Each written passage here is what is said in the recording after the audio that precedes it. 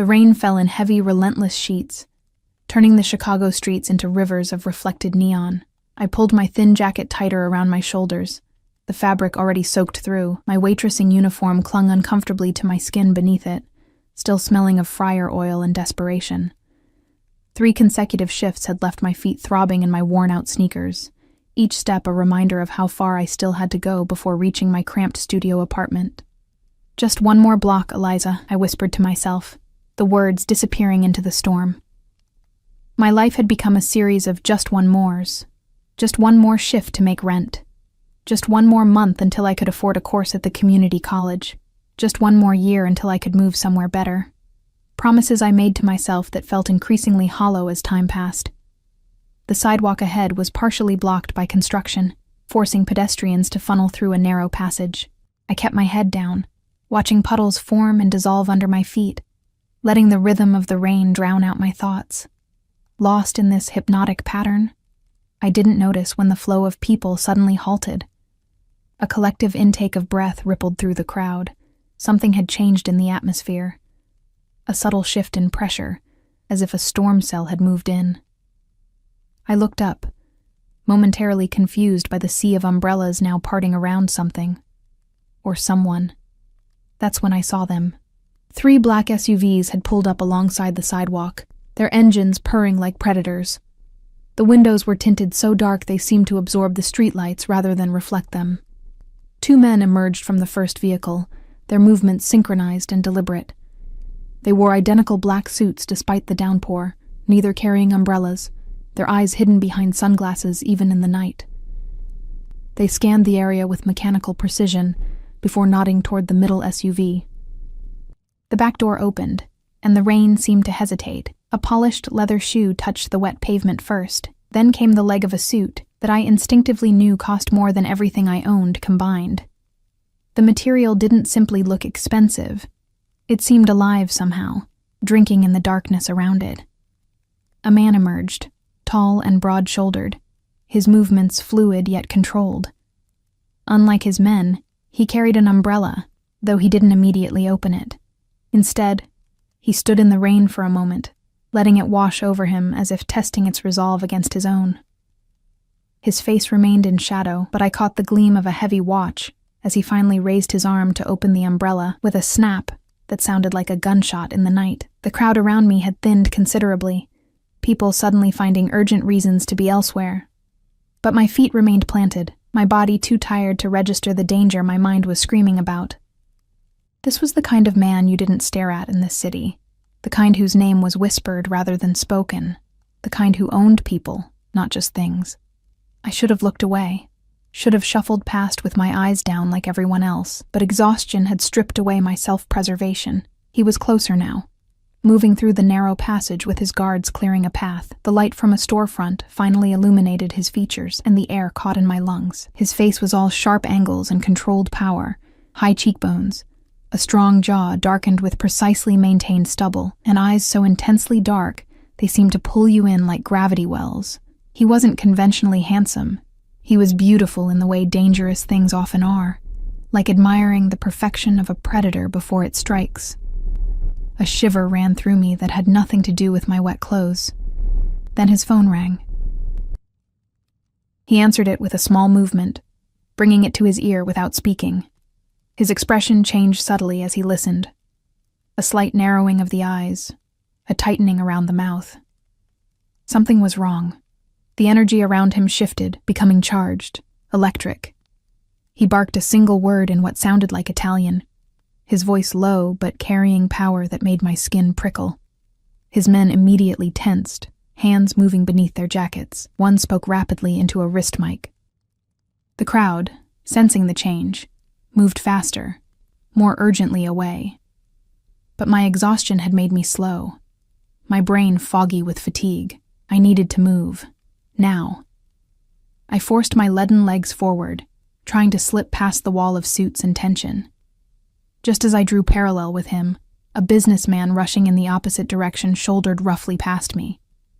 I stumbled, my tired legs betraying me, and fell forward, directly into the chest of the man with the dark eyes. Time crystallized into a perfect moment of horror.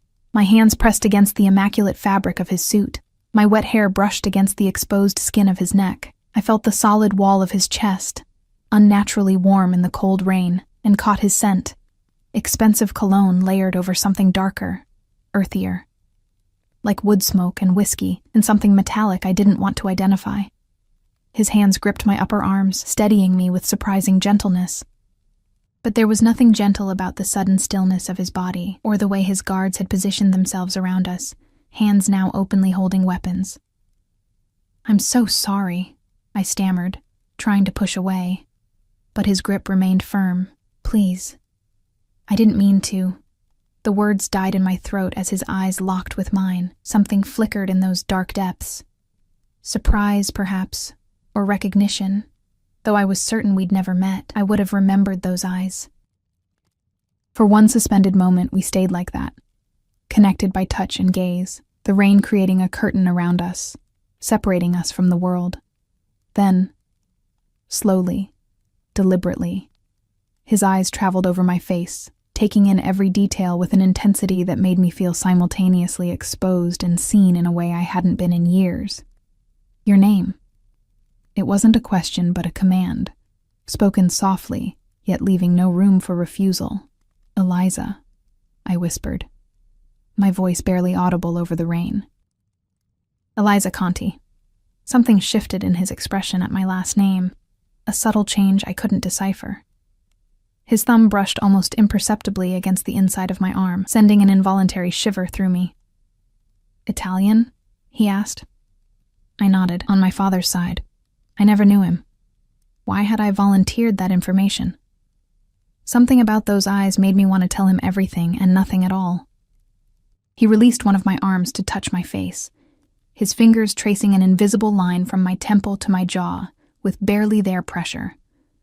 I should have been terrified, should have pulled away and run. Instead, I remained frozen, caught in some spell I couldn't name. "You're soaked through," he observed, his voice rich with an accent I couldn't quite place.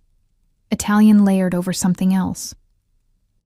His thumb brushed across my lower lip, ostensibly wiping away a raindrop, but the gesture felt intimate in a way that made heat rush to my cheeks despite the cold. And exhausted. Before I could respond, a black car screeched around the corner, moving too fast for the wet roads. One of his men shouted something, and suddenly I was being pushed aside.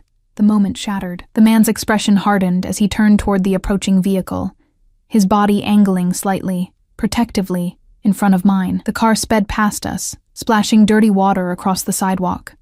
False alarm.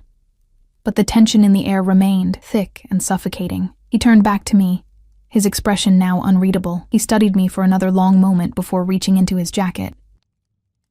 I flinched involuntarily, but he merely produced a business card. Thick, cream-colored stock with nothing but a phone number embossed in black. "If you need anything," he said, placing it in my palm and closing my fingers around it with his own, the heat of his skin burning against my cold flesh. "Anything at all." Then he released me and continued on his way, his guards forming a barrier around him. I stood there, clutching the card, watching his retreating form until he disappeared into one of the waiting SUVs.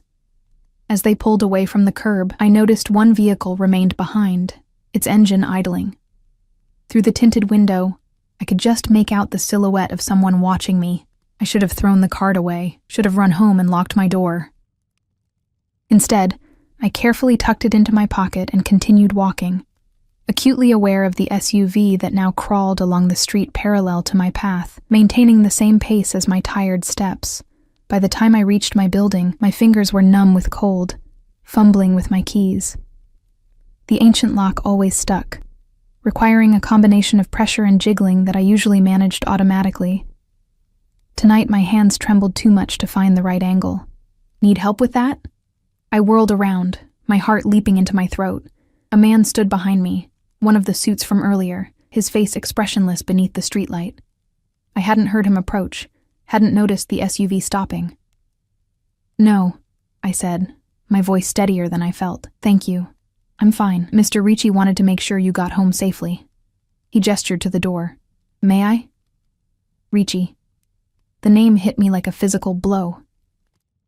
Everyone in Chicago knew that name. even if most people pretended not to. Dante Ricci, the man whose influence stretched across the city like a shadow, touching everything from politics to real estate to the waterfront businesses, the man whose family had controlled the city's underbelly for generations. And I had fallen into his arms. Before I could refuse again, the man had taken my keys and opened my door with disturbing ease. He handed them back with a slight nod. "Mr. Ricci will be in touch," he said, then turned and walked back to the idling SUV. I hurried inside, locking the door behind me and leaning against it, my heart pounding. Through my single window, I watched the black vehicle remain parked outside my building for several long minutes before finally pulling away. Only then did I pull out the card, running my fingers over the embossed number. What had he seen when he looked at me? Why had he given me this? And more importantly, what would happen if I used it? I placed the card on my small kitchenette counter and stared at it, feeling as though I'd been handed something both precious and dangerous. Like a key to a door I wasn't sure I wanted to open. That night, I dreamed of dark eyes and rain, of hands that both protected and imprisoned. And somewhere, in a part of the city I'd never seen, I knew those same eyes were open, perhaps looking at my name, learning who I was, deciding what to do about the woman who had literally fallen into his life. I woke to sunlight streaming through my thin curtains and the distant sound of traffic from the street below. For a moment, I lay still, savoring the warmth of my blankets and the rare luxury of waking naturally, rather than to an alarm. Then the events of the previous night came rushing back, and I sat up with a jolt. Had it been real? The rain? The dark eyes? The card? I glanced toward my kitchenette, half expecting to see nothing there. But the cream-colored card remained, catching the morning light, looking even more expensive in the daylight than it had under the street lamps. Dante Ricci. I'd bumped into Dante Ricci, and somehow, impossibly, I'd survived. My phone buzzed on the nightstand, jolting me from my thoughts. It was a message from my manager at the diner. "Don't bother coming in today, or ever again. Position filled." My stomach dropped. 3 consecutive shifts covering for a sick coworker, and this was my reward? No warning, no explanation, just a text ending my already precarious financial situation. I fell back against my pillow, pressing the heels of my hands against my eyes to stop the tears threatening to form. "Perfect," I whispered to the empty room. "Just perfect." With rent due in a week and barely $200 to my name, I couldn't afford even a single day without income. I'd have to hit the streets immediately, dropping applications at every restaurant and shop in walking distance. I forced myself out of bed and into the shower, letting the lukewarm water, the building never had truly hot water, wash away the lingering scent of rain and expensive cologne that seemed to cling to my skin. As I dressed in my one decent pair of jeans and a simple blouse, my eyes kept drifting to that card. No. Whatever that man wanted, it couldn't be good. Men like Ricci didn't help people like me without expecting something in return, something I probably couldn't afford to give. I tucked the card into my drawer under a stack of old t-shirts and headed out. The morning was bright and clear. No trace of last night's storm except for puddles gradually evaporating in the sunshine. I spent hours walking from place to place, filling out applications, smiling until my cheeks hurt, repeating the same practiced lines about being a hard worker, a quick learner, a team player.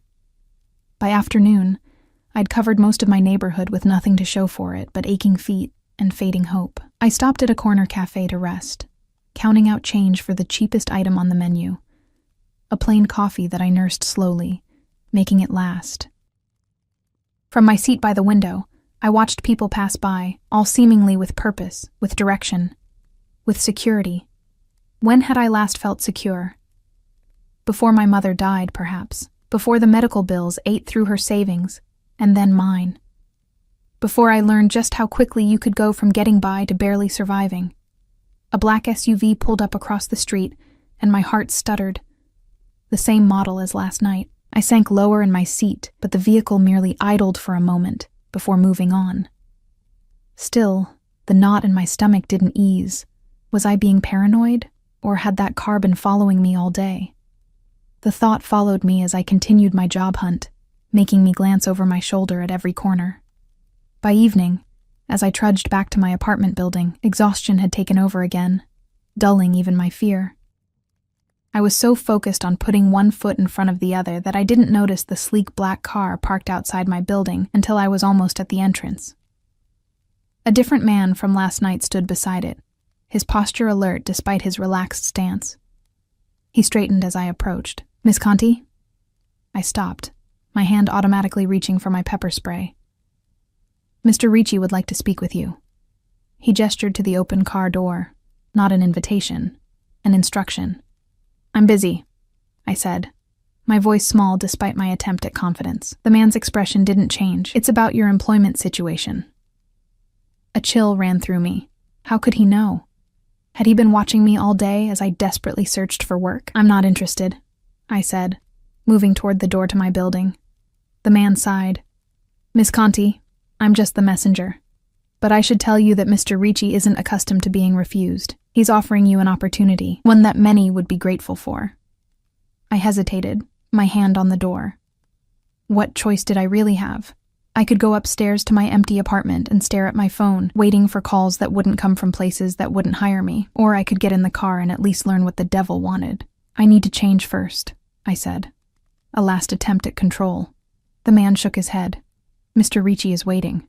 Of course he was. Men like him never waited. The world waited for them. With a deep breath, I turned and walked to the car. The interior was cool and dark, the leather seats softer than anything I'd ever touched. As soon as I was seated, the door closed beside me with a soft, expensive thud. The man got into the front passenger seat, and the driver, silent and anonymous behind the partition, pulled smoothly away from the curb. "Where are we going?" I asked. "Not far," was the only reply. The windows were tinted, but not so dark that I couldn't see outside. We headed north, toward the Gold Coast, Chicago's wealthiest neighborhood. The buildings grew progressively more elegant, the streets cleaner, the people better dressed. We finally stopped before a gleaming high-rise overlooking the lake, its glass facade reflecting the sunset in shades of gold and crimson. A valet opened my door, his eyes carefully averted as I stepped out. The man who had collected me led me through a private entrance, past a security desk where no one asked for ID or questioned our presence, and into an elevator that required a keycard to operate. He selected the top floor without speaking. My heart pounded in my chest, each floor we passed taking me further from everything familiar and deeper into a world I didn't understand. The elevator doors opened directly into a foyer of gleaming marble. Ahead, floor-to-ceiling windows revealed a panoramic view of the lake and skyline that momentarily took my breath away. "Wait here," the man said, leaving me standing on what was probably an extremely expensive rug, feeling acutely aware of my worn sneakers and simple clothes. I heard voices, low, male, discussing something in rapid Italian before switching to English. "Sure about this?" one said. "Leave us," came the reply, a voice I recognized instantly. Footsteps approached, and then he was there. Dante Ricci, somehow even more imposing in daylight than he had been in the rain. He wore a charcoal suit, impeccably tailored to his broad shoulders and narrow waist. His dark hair was styled back from his forehead, emphasizing those intense eyes that now studied me with the same unsettling focus as before. "Eliza Conti," he said, my name somehow sounding different in his mouth. "Welcome." "You had me brought here," I said, trying to keep the tremor from my voice. "Why?" His lips curved slightly. Not quite a smile, but an acknowledgement of my directness. "You lost your job this morning," he stated, moving to a sideboard where crystal decanters caught the fading sunlight. "Tea? Coffee?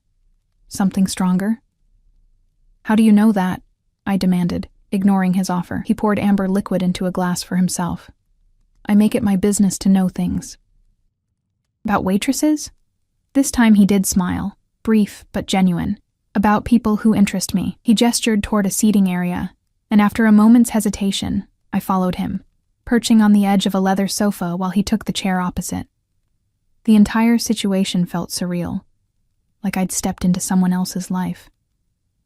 "Why do I interest you?" I asked, unable to keep the suspicion from my voice. He studied me over the rim of his glass. An excellent question. One I've been asking myself since last night. He set down his drink. Tell me about yourself, Eliza Conti. Why should I? Because I'm offering you a job, I blinked. A job doing what?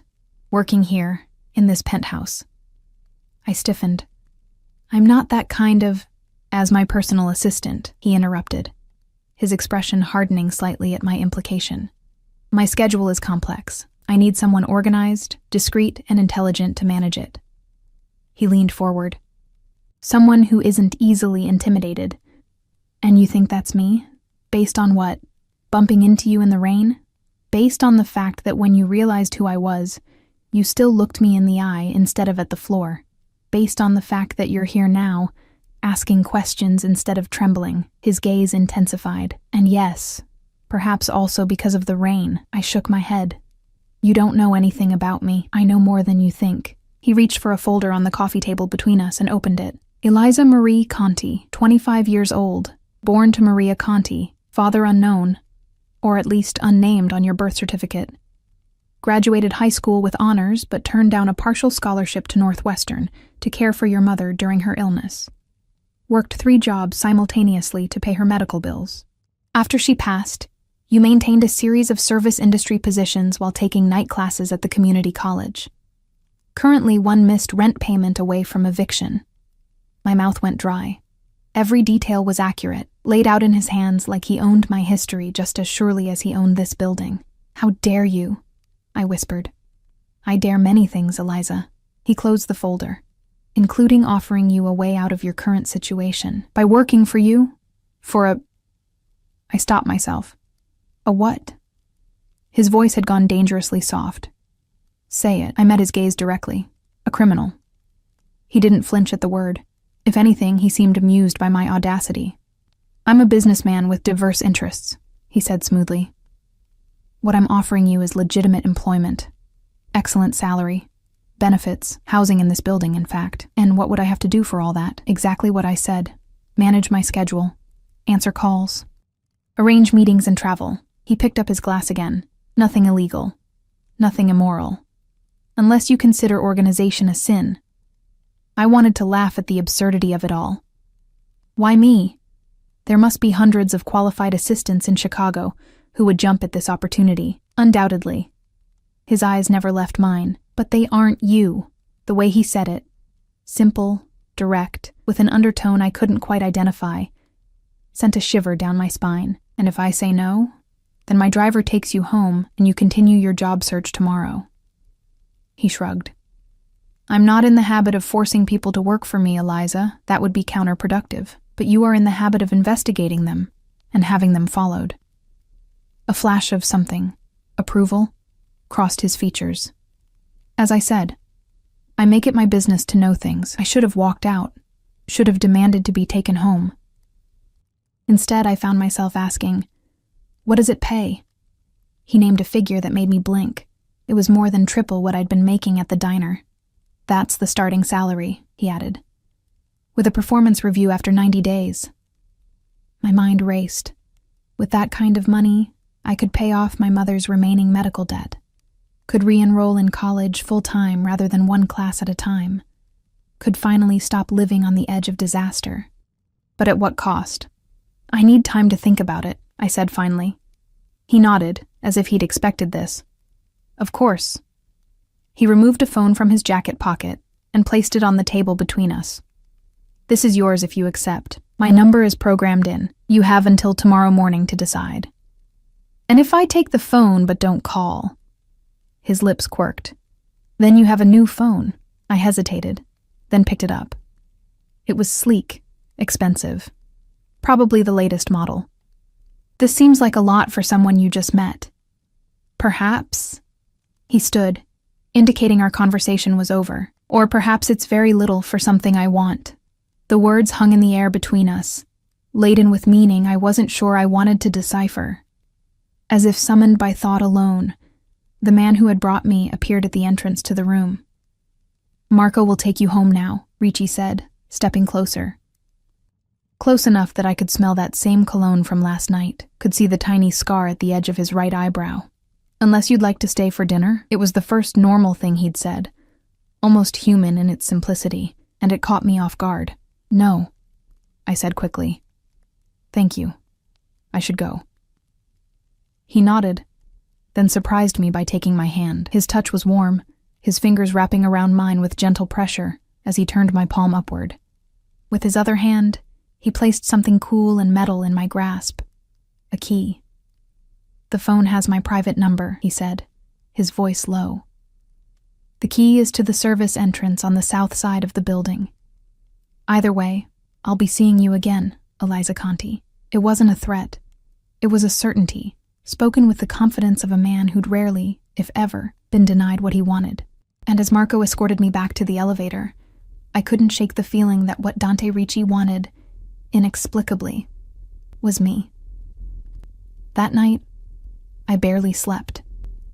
I paced my small apartment, the phone and key sitting on my kitchen counter like artifacts from another world. Every time I convinced myself to refuse Ricci's offer, I remembered the stack of unpaid bills in my drawer. Every time I leaned toward accepting, I remembered what he was. By morning, exhaustion had made the decision for me. I needed this job. I could always quit if things became dangerous or compromising. I wasn't agreeing to anything permanent.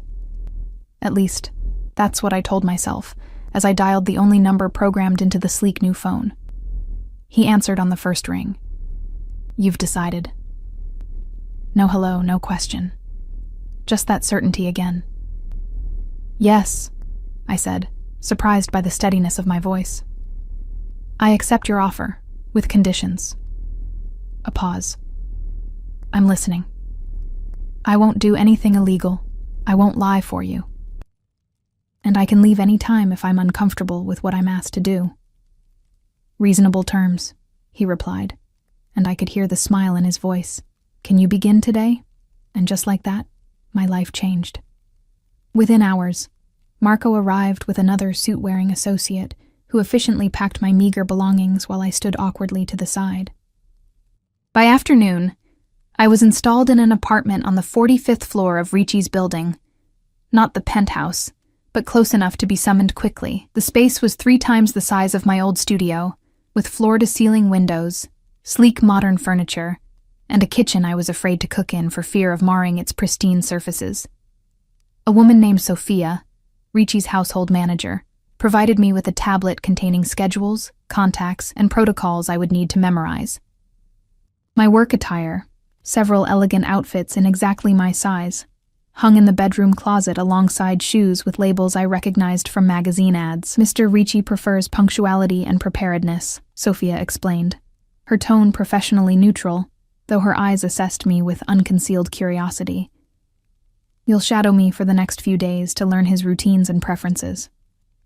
How long have you worked for him? I asked. 15 years, she replied, since he took over the family business from his father. I wanted to ask more, about the nature of that business, about what had happened to the previous assistant, about why he'd chosen me, but Sophia's expression made it clear that questions weren't welcome. The next 3 days passed in a blur of activity. I learned that Ricci owned legitimate businesses across the city. Restaurants, nightclubs, real estate holdings, import companies, alongside whatever shadowy operations generated the tension that sometimes filled a room when certain men visited the penthouse. I learned that he rose early, exercised rigorously, and conducted most important business before noon. That he preferred espresso to American coffee, disliked digital calendars but required them anyway, and never took calls during meals. I learned that his men watched him with a mixture of fear and devotion I'd never seen before, that when he entered a room, everyone's attention shifted to him, like planets reorienting to a sun, that despite his brutally efficient schedule, he sometimes stood at the windows overlooking the city, so still and silent that he seemed almost vulnerable. Almost. On the 4th day, Sophia informed me that I would be taking over full assistant duties. He's pleased with your progress, she said, handing me a new security badge that would grant me access to additional areas of the building. Don't disappoint him. The unspoken warning lingered as I rode the elevator to the penthouse for my first solo morning briefing. I'd prepared meticulously, reviewing his schedule, anticipating questions, wearing one of the elegant pantsuits that had been provided for me. Still, my hands trembled slightly as I used my keycard to access the private elevator. When the doors opened, Ricci was waiting, dressed in running clothes, expensive ones, but the most casual I'd seen him. Sweat glistened on his forehead and throat. He'd clearly just finished exercising. "Good morning, Eliza," he said, stepping into the elevator beside me rather than letting me exit. "Walk with me." Confused, I remained in place as he selected the button for the building's garden terrace. "Sir, you have a meeting at 9 with—" "I'm aware of my schedule," he interrupted, though not unkindly. "I've memorized it. Now I want to hear your impressions of the past few days." The elevator descended smoothly, and I tried to gather my thoughts. "Everything has been very efficient." A small smile touched his lips. "A diplomatic observation. What else?" "Your operation is impressive," I admitted, "though I still don't understand why you hired me." The doors opened onto a rooftop garden, an oasis of green 30 floors above the city streets. Ricci gestured for me to follow him along a stone path, winding between carefully tended plants and trees. "You know why people fear me, Eliza?" he asked, seemingly changing the subject. I hesitated. "Because of what you can do to them," he shook his head. "Because of what they imagine I might do. Perception is a powerful weapon." He stopped beside a small fountain, the sound of falling water creating a sense of privacy. "What do you perceive when you look at me?" The question caught me off guard. I looked at him. Really looked. Taking in not just the physical details I'd catalogued over the past days, but the essence of him, the controlled power in his movements, the weight of authority he carried, the moments of unexpected consideration I'd glimpsed. "Danger," I said honestly, "but not chaos. You're contained, deliberate." Something flashed in his eyes. Approval, perhaps. "That night in the rain," he said, his voice lower, "when you fell against me, what did you feel?" Heat rushed to my cheeks. "I don't." "You do," he insisted, stepping closer. "Tell me." "Fear," I whispered, "and—" I couldn't finish. "And?" He was close enough now that I could see the varied browns and blacks that made up his seemingly solid dark irises. "Recognition," I admitted. "Like I'd been waiting to bump into you without knowing it." The words hung between us, too honest, too revealing. I looked away, embarrassed by my own admission. His fingers gently turned my face back to his. "That's why I hired you, Eliza Conti. Because you see me clearly. Few people do." Before I could respond, his phone chimed.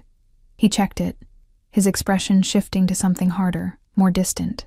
"The Canavan meeting needs to be moved up," he said, his tone all business now. "Call Marco and have the car ready in 20 minutes. I'll need the Westlake proposal files." Just like that, the moment was gone, replaced by the efficient rhythm of the workday.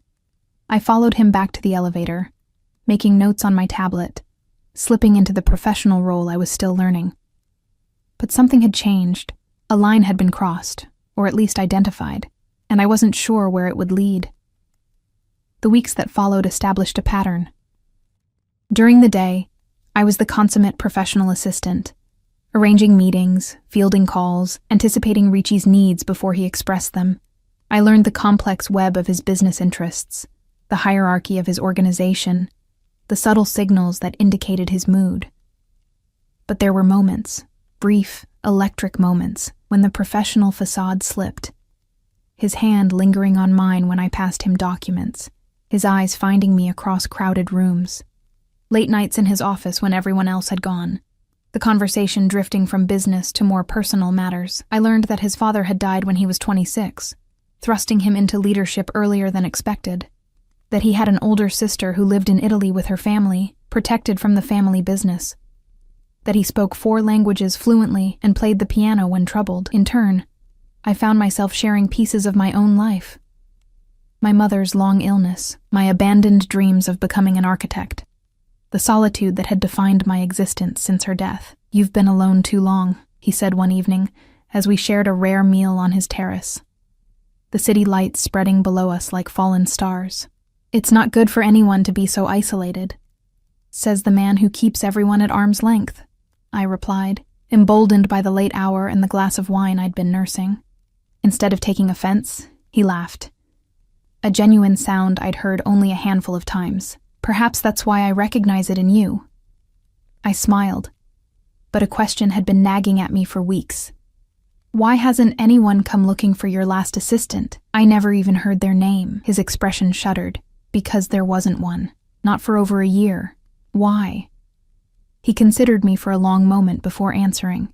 The position requires extraordinary trust, and you trust me? I couldn't keep the disbelief from my voice. After only a month? I trusted you the moment you looked into my eyes in the rain, he said simply, as if it were the most natural thing in the world. Some things can't be explained, Eliza. Only recognized. The intensity of his gaze made my heart race. I'd been fighting this attraction, this pull toward him, since that first night, trying to maintain professional boundaries, reminding myself of who he was and what he did. But in moments like this, those reminders seemed to matter less.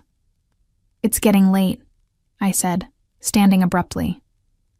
You have an early meeting tomorrow. He rose as well, closer than I'd expected, always so concerned with my schedule.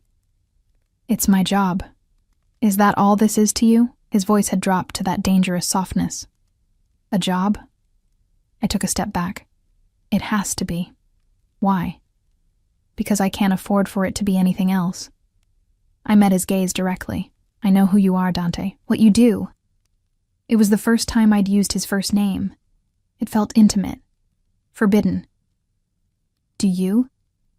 He moved closer, erasing the distance I'd created. Or do you know what people say I do? Is there a difference? An ocean of difference. His hand came up to touch my face, his thumb tracing my cheekbone. Ask me. Anything. I'll tell you the truth. I should have asked about the businesses that operated after dark, about the men with guns who sometimes accompanied him, about the hushed conversations in Italian that stopped when I entered a room. Instead, I asked, why me? Really? His eyes softened, because when you look at me, you see the man, not the monster, because your hands didn't tremble when you touched me, even though they should have, because something in me recognized something in you. His fingers slid into my hair, cradling the back of my head. I knew I should pull away, knew this was crossing a line that couldn't be uncrossed. But I'd been drawn to this man since the moment we'd collided in the rain, pulled by forces I didn't understand. This is a mistake, I whispered, even as I leaned into his touch. No, he murmured, his lips now inches from mine. This is inevitable. When he kissed me, it was with a gentleness I hadn't expected, as if I were precious, breakable. His restraint was palpable, a man accustomed to taking whatever he wanted, suddenly careful, almost reverent. Then his phone rang, shattering the moment.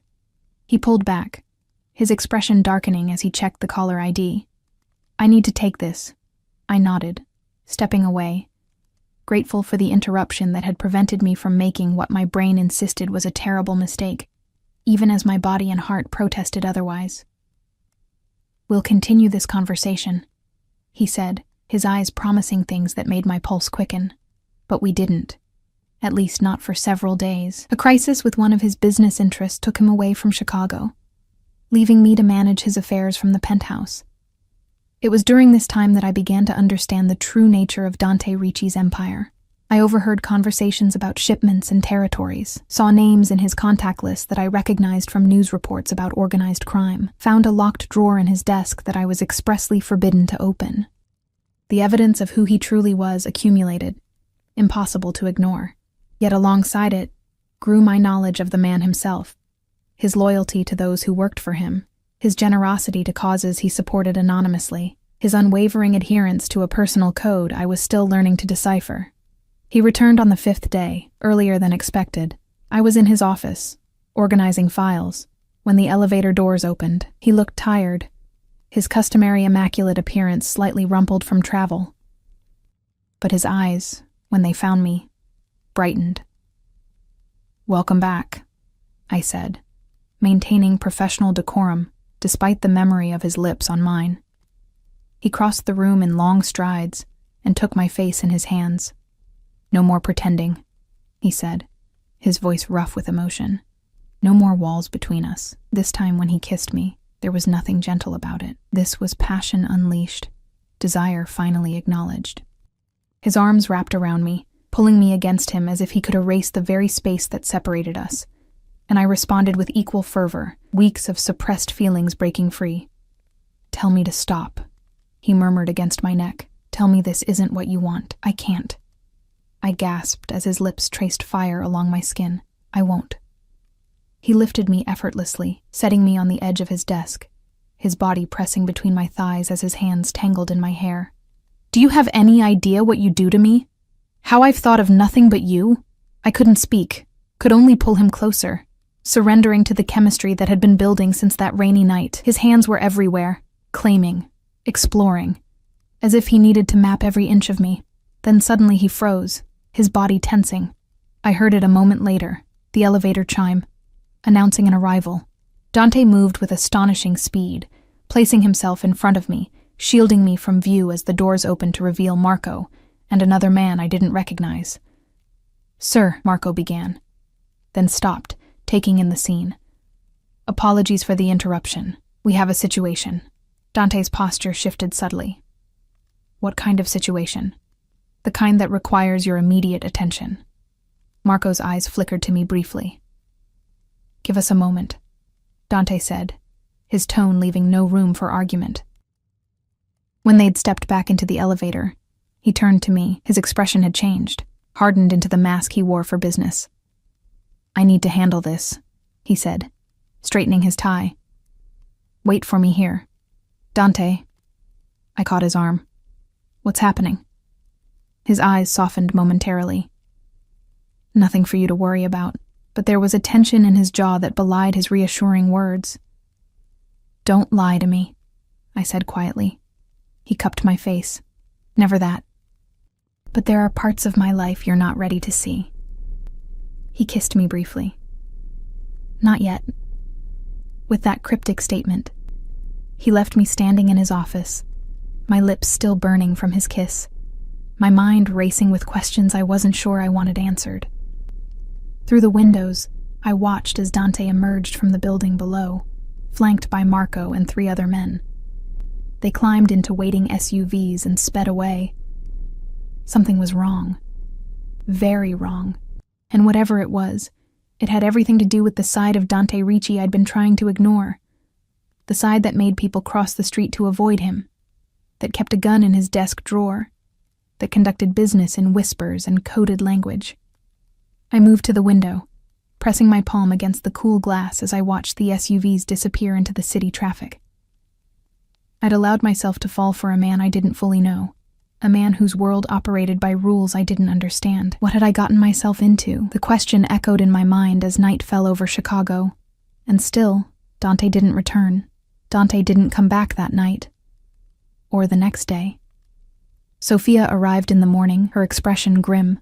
"Mr. Ricci has been called away on urgent business," she informed me, her tone revealing nothing. "You'll continue managing things here in his absence." "When will he return?" I asked, trying to keep my voice neutral. She gave me a measuring look. "When the situation is resolved." "What situation, Sophia?" I pressed. "What's going on?" Her posture stiffened. "That's not your concern," but it was. It had become my concern the moment I'd let Dante Ricci kiss me, the moment I'd kissed him back. I spent the day going through motions, rescheduling appointments, fielding calls, maintaining the appearance of business as usual, but my mind was elsewhere, imagining scenarios, each more troubling than the last. Was he in danger? Was he the danger? By evening, I'd made a decision. If Sophia wouldn't tell me what was happening, I would find out for myself. I waited until the night security team did their rounds before slipping into Dante's private office. I'd never been in there alone after hours, had never dared to look too closely at the files he kept locked away. Now I methodically searched every drawer, every cabinet. Most were locked, but I'd been paying attention these past weeks. The key to his private files was hidden behind a false panel in his desk. A secret I'd glimpsed once when he thought I wasn't watching. Inside the locked drawer, I found documents in Italian, photographs of warehouses by the waterfront, and a small worn leather notebook. I paged through it carefully, my heart racing as I recognized names connected to prominent city officials, amounts that could only be payoffs, and coded references to shipments and territories. The evidence of who, what, Dante really was lay in my hands. Undeniable. Damning. I was replacing everything exactly as I'd found it when my phone buzzed with a text from a number I didn't recognize. North door. Now. Come alone. My hand trembled as I locked the drawer and returned the key to its hiding place. Who had sent the message? Was it a trap? Or was someone offering answers? The north door led to a service corridor connecting the penthouse to a private stairwell, a route I'd only used once, during Sophia's initial tour of the building. I made my way there cautiously, every sense alert for danger. The corridor was dimly lit and silent. I pushed through the heavy door to the stairwell and found Marco waiting, his expression grim. "You shouldn't be here," he said by way of greeting. "Where is he?" I demanded. Marco studied me for a long moment before answering. "Dealing with a problem." "What kind of problem requires disappearing for 2 days? The kind that threatens everything." He took a step closer. "How much has he told you?" I hesitated. "Not enough." A tight smile touched his lips. "At least you're honest." He checked his watch. "He sent me to get you. You need to come with me now." "Why would he send for me?" "Because things have escalated." Marco's eyes met mine directly. "And because he trusts you more than you realize." Fear and curiosity warred within me. Going with Marco meant stepping fully into Dante's world, the world I'd been trying to ignore. Staying meant remaining in ignorance, safe but blind. "Take me to him," I decided. We exited through a service entrance, avoiding the building's main lobby with its cameras and security staff. A car waited, engine running. Marco held the door for me, then slid in beside me. The driver, a man I'd never seen before, pulled away immediately. "Where are we going?" I asked, as the familiar streets of downtown Chicago gave way to industrial areas near the waterfront. "Somewhere secure," Marco answered. "That's all you need to know for now." We drove in silence after that, the darkness outside the windows growing deeper as streetlights became sparser. Finally, we pulled up to what appeared to be an abandoned warehouse. 2 men stepped from the shadows as we approached, hands visibly resting on weapons beneath their jackets. Marco exchanged quiet words with them before escorting me inside. The exterior's decrepit appearance was deceptive. Inside, the space had been converted into what looked like an operational center. Maps covered one wall, surveillance monitors another. Men and women moved with purpose between workstations, a sense of controlled urgency permeating the air. And in the center of it all, standing over a table covered with documents, was Dante. He looked up as we entered, his face showing first surprise, then anger, as his eyes locked with Marco's. "I told you to keep her away from this," he said, his voice dangerously soft. "She was already looking," Marco replied evenly. "Better she hears the truth from you than pieces it together herself." Dante's jaw tightened, but he gave a curt nod. "Leave us." Marco and the others filed out, leaving us alone in the cavernous space. Dante looked different, harder, more dangerous than I'd ever seen him. His customary suit was replaced by dark jeans and a black shirt, and the shadows under his eyes spoke of sleepless nights. "You shouldn't be here," he said, echoing Marco's earlier words. "Neither should you," I countered. "What's happening, Dante?" He ran a hand through his hair, a rare gesture of uncertainty. "A war is brewing. One I've been trying to prevent." "A war? Between who?" "Rival organizations. Territories being contested." He moved closer. "I've maintained peace in this city for years by establishing clear boundaries, clear rules. Someone's trying to upset that balance." "By doing what?" His eyes hardened. "By targeting me. And by extension, everyone connected to me."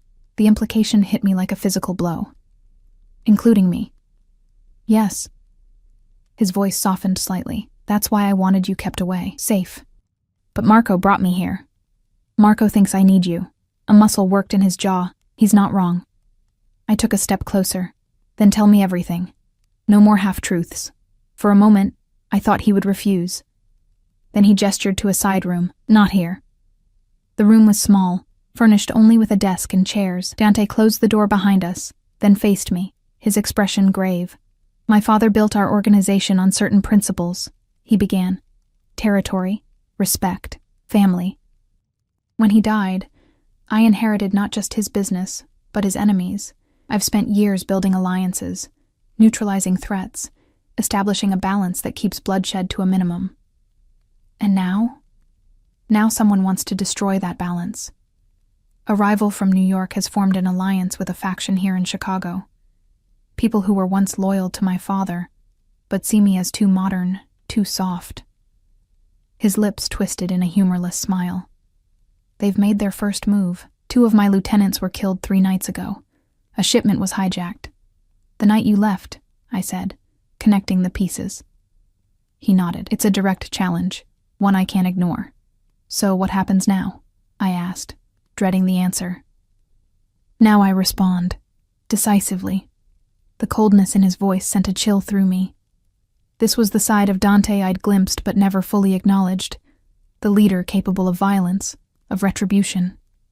And then what? More killing? More retaliation? I shook my head. There has to be another way. He stepped closer, his eyes intense. This is my world, Eliza. This is who I am. It's not all you are, I insisted. I've seen the other sides of you. But can you accept this side? He took my hands in his, because I can't change it. Not completely. Not yet. The qualifier, that not yet, hung in the air between us. What does that mean? I asked. It means I've been working toward something. Future. Moving our interests into legal channels over time. His grip tightened. But transitions like that take years, and enemies see them as weakness. I searched his face, looking for deception but finding only intensity, determination, and something that looked almost like hope. Why are you telling me this now? Because you deserve to know who you're involved with. His voice dropped lower.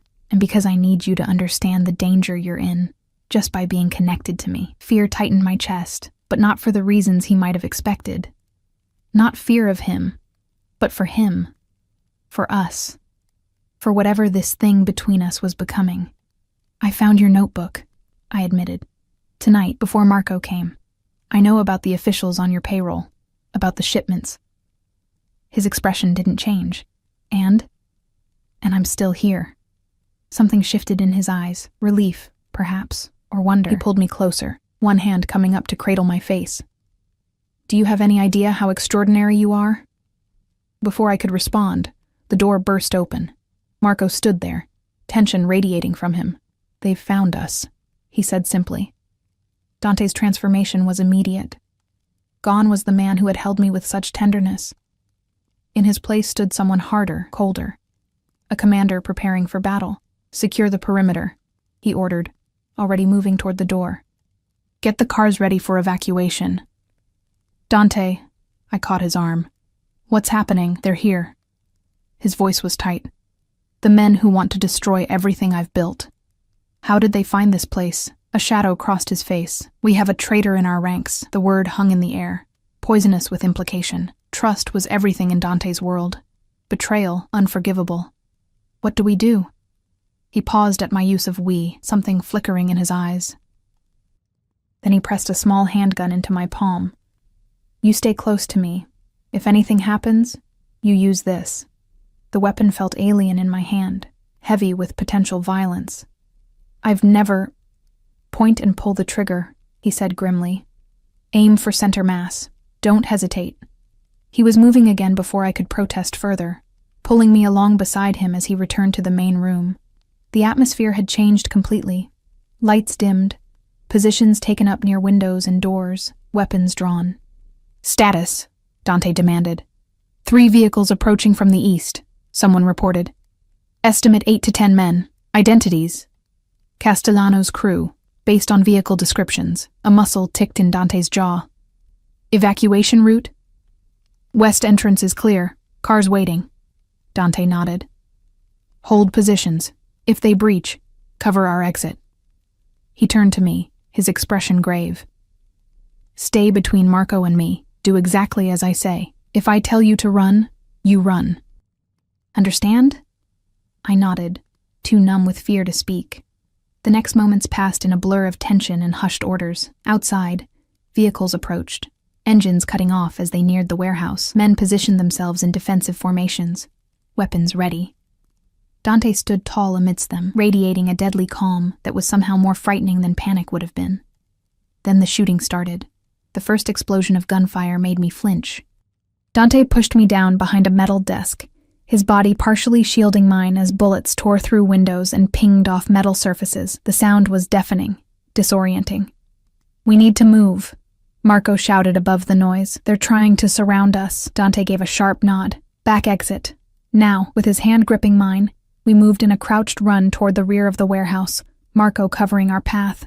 Other men provided suppressing fire, buying us time. The air was thick with gun smoke and plaster dust from bullets hitting walls.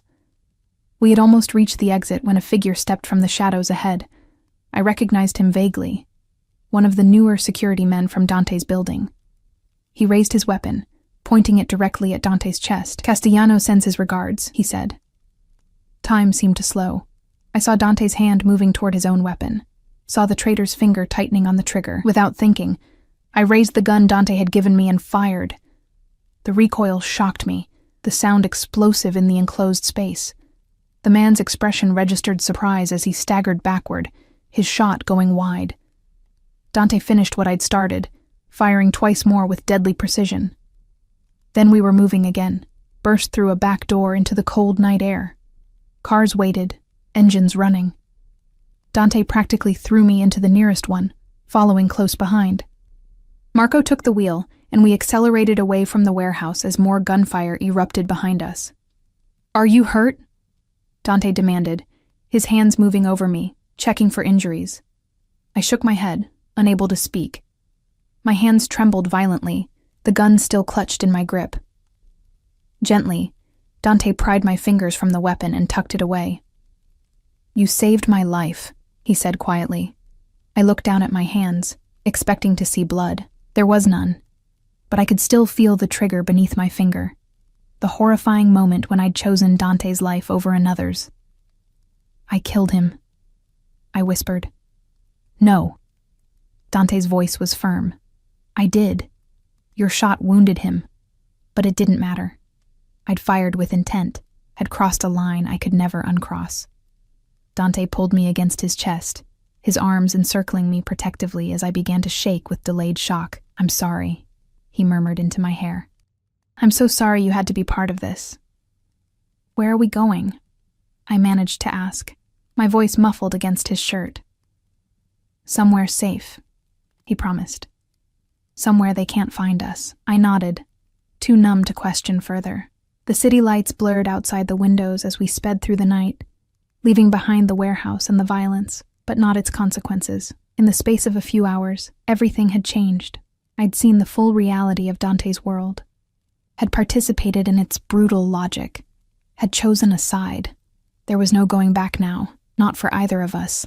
As the city gave way to darkness beyond, I closed my eyes and felt Dante's heartbeat against my cheek, strong, steady, alive because of what I'd done. Whatever came next, whatever price we'd pay for this night, we would face it together. For better or worse, our fates were now inextricably linked. We drove through the night, the city lights fading behind us as we headed north along the lake. No one spoke. Marco focused on the road, occasionally checking the mirrors for signs of pursuit. Dante held me against him, one hand stroking my hair, the other still gripping his phone as he sent messages I couldn't see.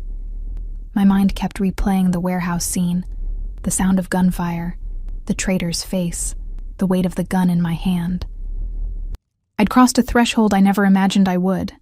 From observer to participant in Dante's dangerous world, after nearly 2 hours, we turned onto a private drive bordered by dense trees. Security gates opened automatically as we approached, closing behind us once we'd passed through. Ahead, nestled against the shoreline, stood a modern glass and stone house, its silhouette dark against the starlit sky. "Where are we?" I asked, my voice hoarse from disuse. "One of my properties," Dante replied. "Off the books. Few people know about it." Marco pulled up to the front entrance and cut the engine. "I'll secure the perimeter," he said, exiting the car. Dante helped me out, his hand steady at the small of my back as he led me inside. The house was spacious but warm, with wood and stone elements softening the modern architecture. Floor-to-ceiling windows faced the lake, though in the darkness, I could see nothing but our reflections against black glass. "You should rest," Dante said, guiding me toward a hallway. "We're safe here for now." "I don't think I can sleep," I admitted. He studied my face. "A shower, then. It will help." He showed me to a master bathroom with a large walk-in shower. Clean towels and toiletries were arranged as if expecting guests, or providing for a quick escape. I wondered how many times Dante had needed such refuges. "There are clothes in the closet," he said. "Help yourself to whatever fits." When he turned to leave, I caught his wrist. "Don't go." Something flickered in his eyes, surprise, perhaps, or relief. "I'll be right outside." The hot water helped more than I expected, washing away the physical remnants of the night. The smell of gunpowder, the grit of plaster dust, the cold sweat of fear, but it couldn't wash away the memory or the knowledge of what I'd become part of. I found a soft sweater and leggings in the closet, both new with tags still attached, both mysteriously in my size. Another reminder of Dante's meticulous planning, his attention to details most people would overlook. When I emerged, Dante was waiting in the adjacent bedroom, sitting on the edge of the bed with his head in his hands. He looked up as I entered, and the rawness in his expression took me aback. For the first time since I'd known him, he wasn't carefully controlling what he allowed others to see. "I never wanted this for you," he said. "Any of it." I moved to stand before him, but it happened, and we can't undo it. "No." He reached for my hands. "We can't." I let him pull me closer until I stood between his knees, his forehead resting against my stomach.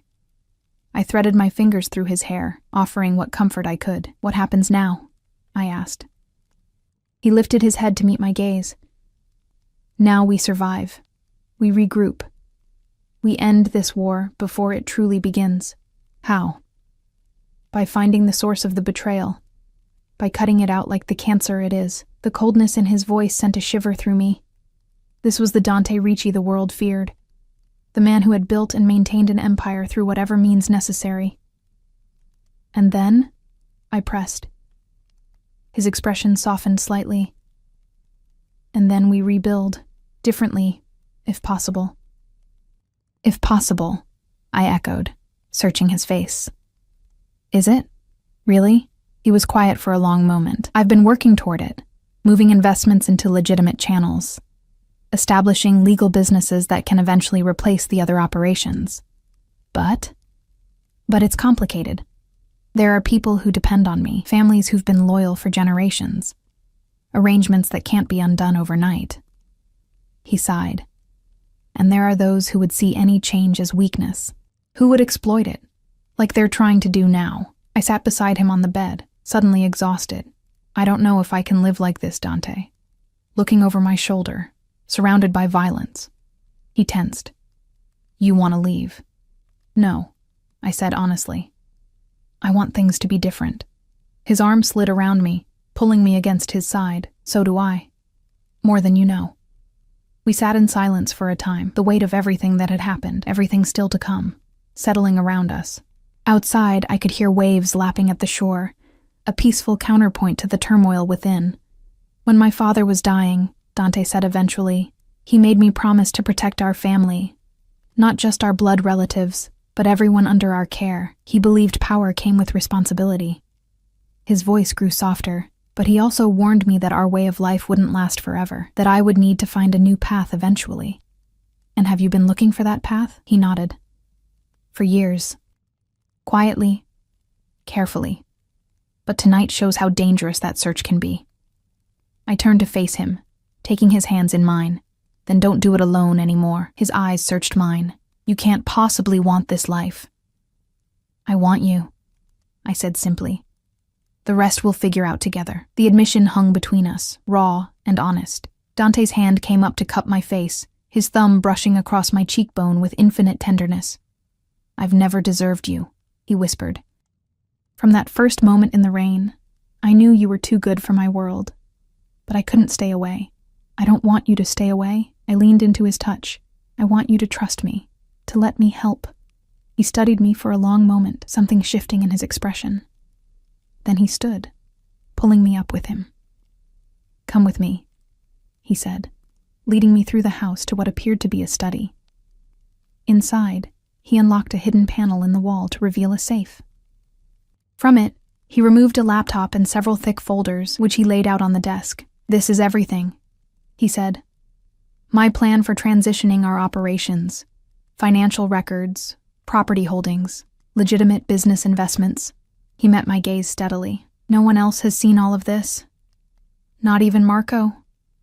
The trust implicit in the gesture wasn't lost on me. Why show me now? Because you're right. I can't do this alone. He opened the laptop. And because if something happens to me, someone needs to know the full picture. Nothing's going to happen to you, I said fiercely. A sad smile touched his lips. In my world, Eliza, that's not a promise anyone can make. We spent the next several hours going through the documents. I learned more about Dante's operations in those hours than I had in all my weeks working for him. The complexity was staggering, a network of businesses, investments, and property holdings that spanned far beyond Chicago, some legitimate, others serving as fronts for less legal activities. But what surprised me most was the thoroughness of his transition plan. For years, he'd been systematically moving assets into above-board enterprises, creating legal employment for his people, establishing charitable foundations that could eventually replace the community support his organization provided in poorer neighborhoods. This could work, I said, looking up from a spreadsheet detailing projected timelines. It's ambitious, but solid. It will take years, he warned, and there will be resistance, both from rivals and from within. But it's possible, yes. His eyes met mine. With the right support, the implication was clear. He was offering me a place in this new future, not just as his assistant or his lover, but as a partner in transformation. I studied architecture before my mother got sick, I said, thinking out loud, and business administration after. I could help with the legitimate development projects, the urban renewal initiatives. Dante's expression brightened. You'd be perfect for it. For the first time since the warehouse, I felt something like hope stirring. Maybe there was a way forward that didn't involve perpetual violence and fear. Maybe we could build something different together. Dawn was breaking over the lake by the time we finished, pale light filtering through the windows. We'd moved to the couch at some point, papers spread around us. I leaned against Dante's shoulder, exhaustion finally overtaking me. You should sleep, he murmured, pressing a kiss to my temple. I nodded, too tired to argue. He helped me back to the bedroom, drawing the blinds against the morning light. As I slid beneath the covers, he moved to leave. Stay, I said, reaching for his hand. Please. He hesitated only briefly before removing his shoes and jacket and lying down beside me. I curled against him, my head on his chest, his heartbeat steady beneath my ear. What happens tomorrow? I asked, fighting to keep my eyes open. His arms tightened around me. We face whatever comes, together. I nodded, sleep already claiming me. The last thing I felt was his lips against my forehead, gentle as a promise. I woke hours later to an empty bed and the sound of voices from elsewhere in the house. Dante's side of the mattress was cold. He'd been gone a while. I pulled on a robe I found in the closet and followed the sounds to the kitchen. Dante stood with Marco and two other men I recognized from his security team, bent over papers spread across the kitchen island. They fell silent as I entered, all eyes turning to me. Any news? I asked, crossing to stand beside Dante. He placed a protective arm around my waist. We've identified several of Castellano's men from the warehouse. 2 were killed in the firefight. The rest escaped. What about our people? Something flashed in Dante's eyes at my use of our. Approval, perhaps, or gratitude. 1 wounded, being treated by our doctor. The rest scattered to safe houses as planned. And the traitor? Dead, Marco confirmed, his expression grim. But we don't know if he was working alone or if there are others. There are always others, one of the other men said darkly. Dante's jaw tightened, which is why we need to move quickly. The longer this drags on, the more vulnerable we become. What's the plan? I asked. The men exchanged glances, clearly uncomfortable with my presence in this conversation, but Dante's arm remained firmly around me, his stance making it clear I belonged there. "We've arranged a meeting," he said.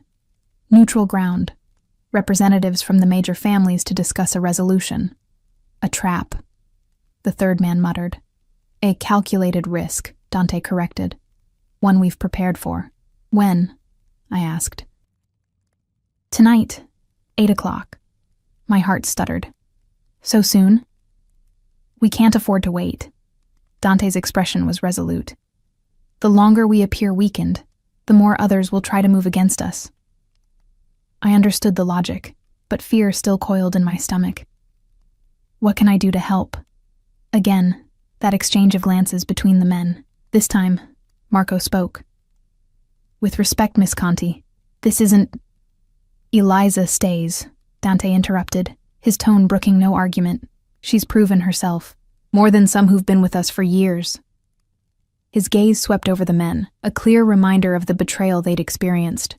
No one argued further. Instead, they turned to the plans before them, diagrams of a restaurant, security positions, exit routes. I listened carefully, offering occasional suggestions about timing and logistics that seemed to surprise them with their practicality. As the meeting concluded, and the men moved to make preparations, Dante pulled me aside. "You don't have to be part of this," he said quietly. "You can stay here, where it's safe." "No," I met his gaze steadily. "If you're going, I'm going." "Eliza, I'm not hiding while you risk your life, Dante. Not anymore." I placed my hand against his cheek. "You said we'd face things together. Did you mean it?" His expression softened. "Yes, I meant it." "Then trust me to stand with you, not just in the planning, but in the execution." For a long moment, he studied my face. Then he nodded. "Decision made." "You'll stay close to me," he said. "Marco will be your shadow if we're separated. You'll wear a vest under your clothes, and you'll follow every instruction without question. Understood?" I nodded. Understood. He pulled me into his arms, holding me tightly.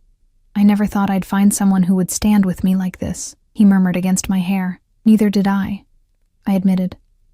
"But here we are." The rest of the day passed in careful preparation. I was fitted with a lightweight body armor vest, given instructions on emergency protocols, and briefed on who would be attending the meeting. Dante was never far from my side, his hand often finding mine, his eyes seeking reassurance that I hadn't changed my mind. As evening approached, I changed into clothes that had been brought for me. An elegant black dress that could accommodate the vest underneath, with a matching coat that concealed more than it revealed. Dante wore one of his impeccable suits, the picture of power and control. Only I could see the tension in his shoulders, the hypervigilance in his gaze. "Ready?" he asked as the cars were brought around. I took his hand, lacing my fingers through his. "Ready."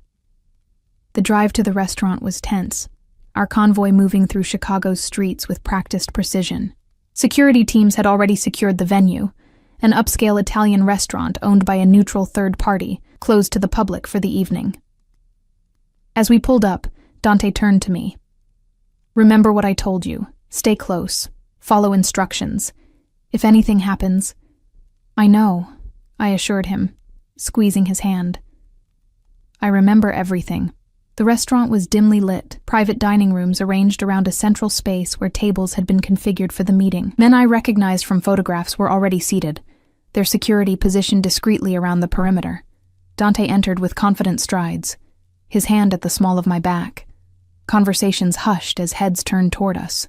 I felt the weight of evaluating stares, the silent questions about my presence.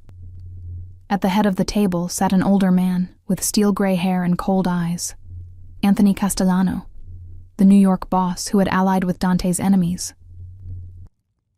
Beside him was a familiar face that made my blood run cold, Vincent Moretti, one of the regular visitors to Dante's penthouse, always treated with respect, but never with warmth. "Ricci," Castellano acknowledged. "Bold of you to show up after what happened." "Even bolder to bring your woman," Moretti added, his eyes lingering on me with inappropriate interest. Dante's expression remained impassive. "Miss Conti is here as my advisor. She stays."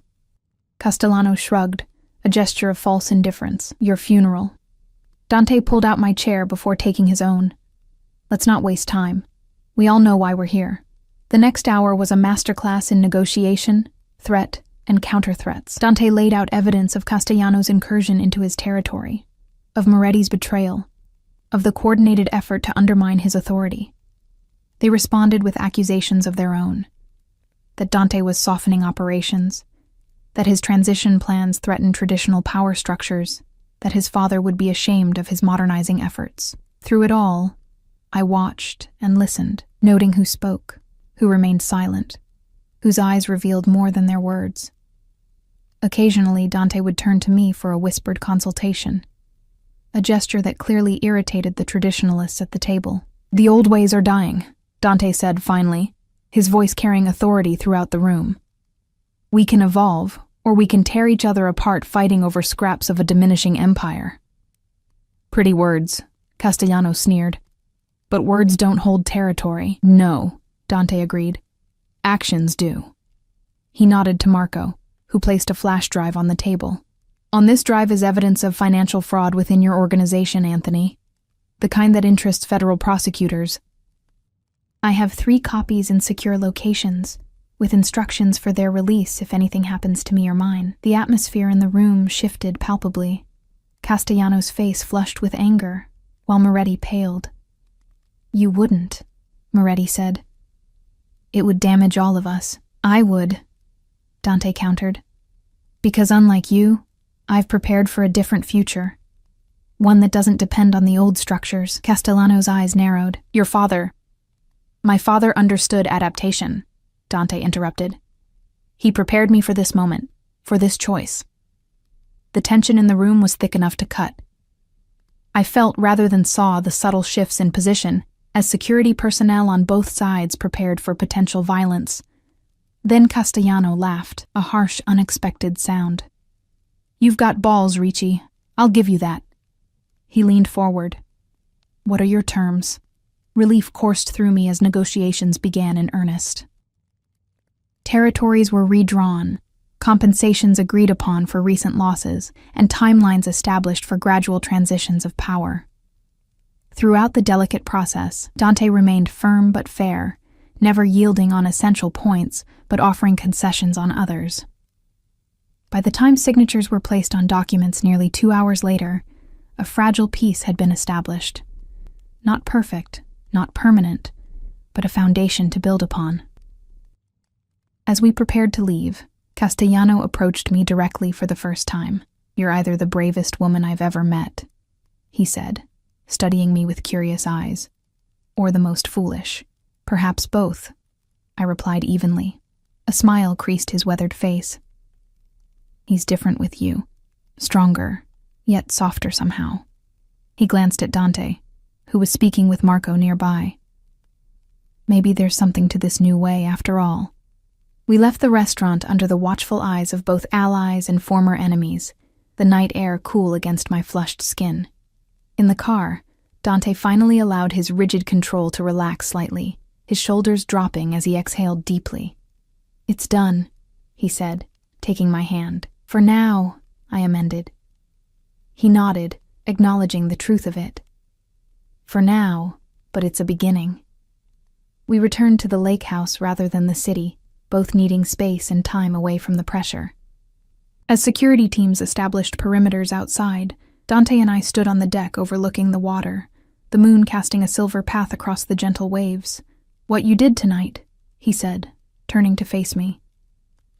Standing with me, advising me, showing no fear even when surrounded by the most dangerous men in the region. He shook his head in wonder. I've never seen anything like it.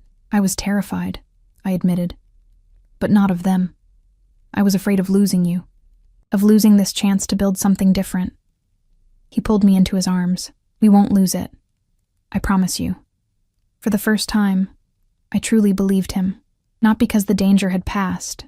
It hadn't, not entirely.